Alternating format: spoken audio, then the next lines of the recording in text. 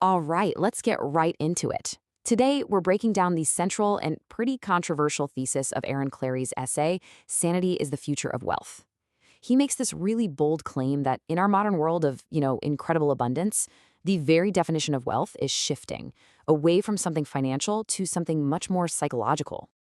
And really, the author frames his entire argument around this one single, powerful question. Think about it. For most of human history, wealth was simple, right? It meant having food, shelter, just surviving. But what happens when capitalism and technology make those things pretty much available to everyone? What becomes the new currency for a good life? To answer that question, we're going to follow the author's line of thinking. We'll start with his whole premise on scarcity, then move into his views on human nature, and finally land on his conclusion about sanity being the ultimate asset. Okay, so the whole foundation of this essay is this one idea.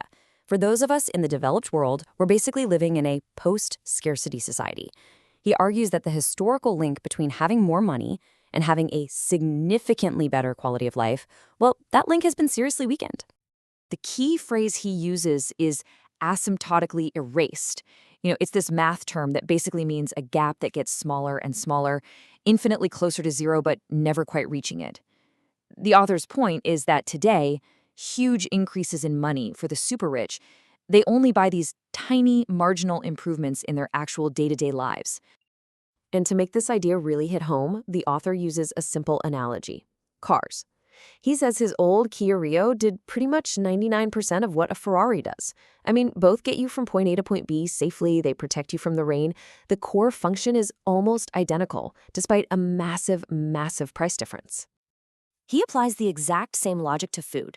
A basic sandwich and a $100 sushi dinner, they both accomplish the same primary goal, giving you nutrition. From a purely functional standpoint, the essay argues the difference is pretty trivial compared to the cost. So this is the really crucial point here. From Clarey's point of view, we are totally measuring the wrong thing. Instead of obsessing over the gap in dollars between Bob and Billy, he thinks we should be looking at the incredibly small gap in the actual life experience that those dollars can buy. Okay, so if that's true, if material inequality is becoming less of a big deal, what fills that void? Well, the author argues that the new battlefield is psychological, and it's rooted in what he calls two core human traits: laziness and envy. Now, this is super important to understand. For the sake of his argument, the author creates a very specific archetype that he calls a leftist. He's very clear that this isn't about political parties. Instead, he defines it by a combination of two specific traits: a deep, fundamental fear of work and an intense inability to handle being inferior to other people. This definition is the lens for his entire psychological argument. And this, he says, creates a kind of impossible quandary.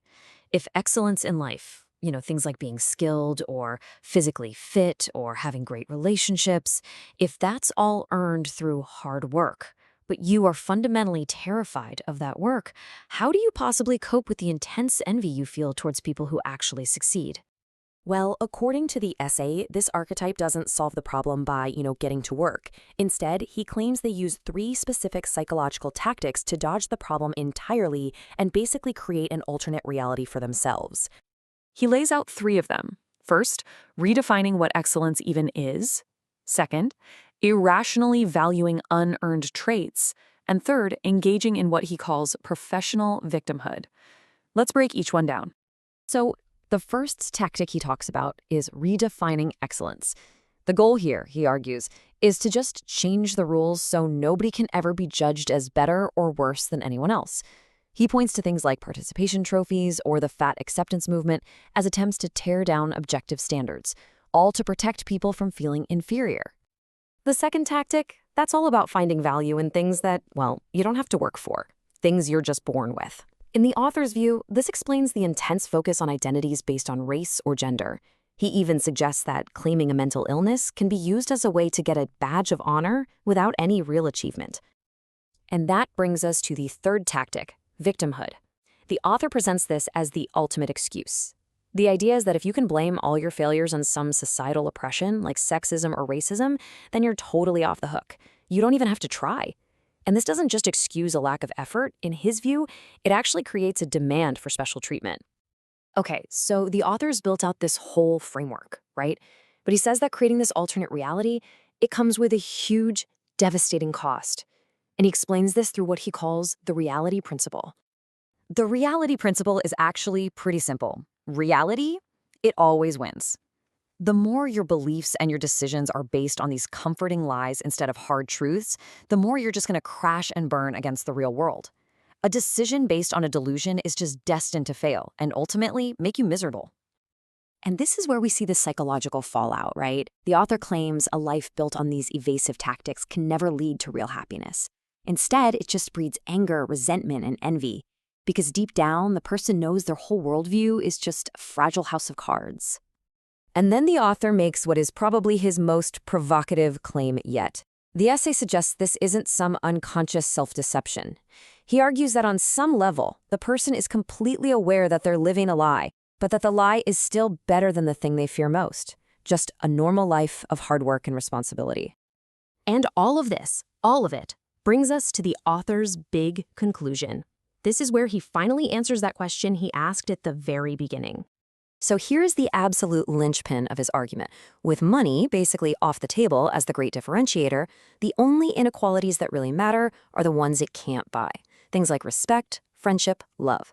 His argument is that you can't fake those things. You can't redistribute them. You have to earn them through personal excellence. And that right there is how he defines sanity. For him, sanity isn't just about not having a mental illness. It's the active, courageous choice to accept reality. It's that acceptance that lets you see your own flaws and then do the hard work of self-improvement, the work that's required to become a valuable person that other people actually genuinely want to be around. And that is the punchline of the entire essay. In a world where material comfort is everywhere, but so many people are trapped in a misery of their own making, the ability to find genuine happiness by living in reality, that becomes the rarest and therefore the most valuable asset you can possibly have. That, to the author, is the new wealth. It's a really challenging idea to end on, isn't it? The author's framework presents a future where the biggest divide isn't between the rich and the poor anymore, but between those who ground themselves in reality and those who don't. A truly provocative thought about where the future of human value might just lie.